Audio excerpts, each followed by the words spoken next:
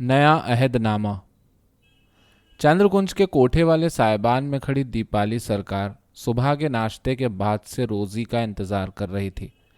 दूर सड़क के मोड़ पर रोजी की साइकिल आते देखकर वो तेजी से नीचे उतरी और बैठक खाने का दरवाज़ा खोला।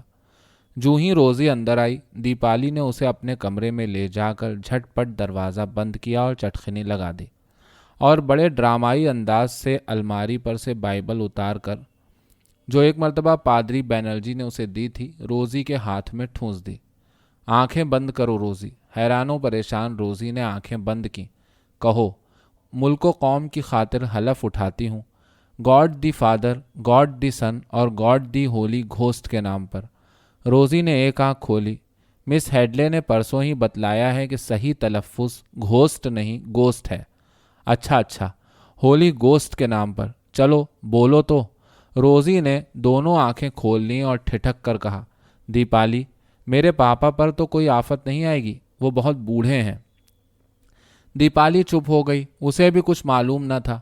मैं मुस्तकबिल के बारे में क्या कह सकती हूँ रोजी, मगर तुम सच्ची हिंदुस्तानी हो कि नहीं? उसने लम्हे भर के बाद कहा। हाँ, मैं कार्ल्टेन नेटिव क्रिश्चियन सच्ची हिंदुस्तानी हूँ, उसने दिल में तलखी से कहा। फिर उसने फौरन अपने आप को डांटा। इस खुद रहमी की क्या ज़रूरत है? तहरीक आज़ादी में अनगिनत ईसाई शामिल हैं, एक से एक बड़े मुहिब्बे वतन। हुब्बे वतन क्या किसी एक ही फ़िरक़े की मीरास है? इस वक्फे में दीपाली सांस रोके मुतवक्को नज़रों से रोज़ी को देखे जा रही थी। अगर उसने इनकार कर दिया तो क्या होगा? दीपाली को महसूस हुआ जैसे हिंदुस्तान का सारा मुस्तकबिल उस वक्त रोज़ी बैनर्जी के हाँ या ना करने पर मुनहसर है। दीपाली को कपकपी सी महसूस हुई। इतने में रोज़ी ने फर्श पर दो जानू बैठकर ज़ेरे लब हलफ दोहराया और बाइबल सर और आंखों से लगाकर कहा, so help me God. Deepali इत्मीनान का गहरा सांस लेकर अपने पलंग पर जा बैठी। रोज़ी, इधर आओ। अब गोया वो गुरु या लीडर थी, रोज़ी उसकी चेली। गौर से सुनो रोज़ी। दीपाली की आवाज़ में तहक्कुम आ गया था। उमा राय की तरह इक़्तिदार और एहसास ज़िम्मेदारी इंसान को पल की पल में बदल देता है। रोज़ी, डीएम के बंगले पर तुम्हारे कंपाउंड का कोई आदमी मुलाजिम है। तुमने एक मर्तबा जिक्र किया था। मिसिस कैंडविल की आया हमारे यहाँ की औरत है, लीला। मम्मी ने ही उसे वहाँ रखवाया था। कहाँ की रहने वाली है? पाला तो मम्मी ने उसे कंपाउंड में है, मगर उसकी नानी नरसिंह दी में रहती है। दीपाली चंद लम्हों तक सोचा कि फिर पोस्ट कार्ड और कलम निकालकर रोज़ी से कहा, मैं उसकी नानी की तरफ से तुम्हारी मम्मी को ख़त लिख रही हूँ। नानी बहुत सख्त बीमार है, लिहाजा लीला देवी एक हफ्ते के लिए फ़ौरन नरसिंह दी पहुँचे। आज खोखो नरसिंह दी जाएगा और ये कार्ड वहाँ डाक में डाल देगा। अच्छा ठहरो, जोसेफ बेहद काबिल एतबार है ना? तुम दीपाली जोसेफ को बरसों से देख रही हो। अच्छा, जोसेफ एक लिफाफा लेकर लीला के नाम डीएम्स हाउस जाएगा और उससे कहेगा कि गांव से आदमी ये चिट्ठी लाया है, वही नानी की बीमारी वाली, और कहेगा कि हफ्ते भर की इवज़ी का इंतज़ाम भी करता आया है। ये लीला जो है तुम्हारी, ये मेम साहब से छुट्टी मांगेगी। मेम साहब कैसी आदमी हैं? अच्छी खासी हैं, शरीफ औरत हैं, रोज़ी ने जवाब दिया, मगर उलझन सी महसूस हुई। मैं मिसिस कैंडवेल से वाकिफ़ हूँ, उनसे मिलती रहती हूँ और अब उनको धोखा देने जा रही हूँ। अच्छी खासी हैं, उसने दोहराया। उसके बाद शाम को एक बुरक़े वाली मुलाजिमा कुलसुम बीबी डीएम्स हाउस पहुँच जाएगी। लीला की इवज़ी। पहले मैंने सोचा था कि ख़त लेकर तुम जाओ और लीला को छुट्टी दिला दो और बाद में कुलसुम बीबी को पहुंचा दो, तो मिनटों में काम बन जाएगा, मगर फिर ख्याल आया कि तुमको मुसीबत में ना डालूं। क्यों? रोज़ी ने गुस्से से पूछा। फिर हलफ किस लिए उठवाया है? तुम खुद चली जाओगी? Of course. ओह वंडरफुल रोज़ी, दीपाली खुशी से उछल पड़ी। मगर दीपाली, ये सब किस लिए? तुम मिस्टर कैंडवेल पर बम तो नहीं फेंकोगी? रोज़ी, तुमको पता है हम लोग बम नहीं फेंकते।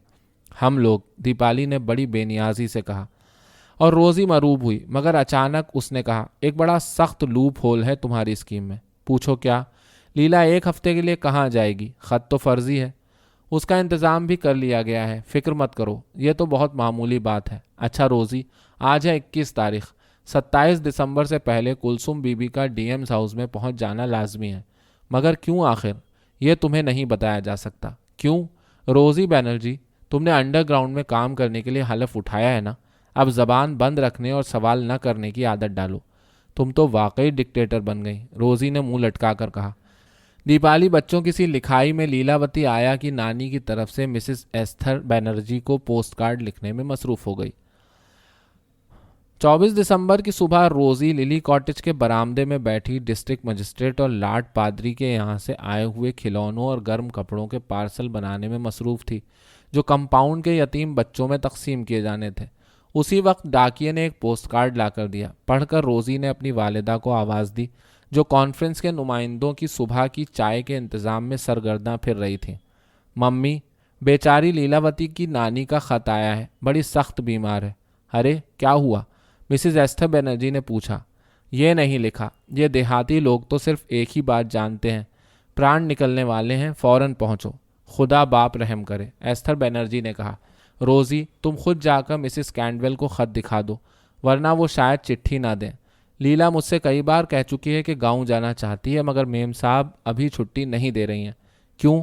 उनके यहाँ आया का काम ही क्या है? नहीं, मगर उनके यहाँ मेहमान आने वाले हैं। परसों चैरिटी बाजार के लिए आई नहीं थी तो मुझे बता रही थी। कौन मेहमान आने वाले हैं मामा? मुझे क्या मालूम, मिसेस कैंडवेल से मेरी इतनी बेतकल्लुफ़ी नहीं है कि मुझे तफसीलात बताए होंगे कोई। रोजी ने पार्सल इकट्ठे करके अंदर सिटिंग रूम में क्रिसमस ट्री के पास रख दिए। चंद लम्हों के लिए चुप खड़ी रही, फिर गैर इरादी तौर से ईसा की तस्वीर पर नज़र डाली जो आतिशदान के ऊपर लगी थी। कमरे के एक दीवार पर बिशप हैबर की तस्वीर भी आवेजा थी। बाहर आकर उसने साइकिल निकाली और रमना की समत रवाना हो गई।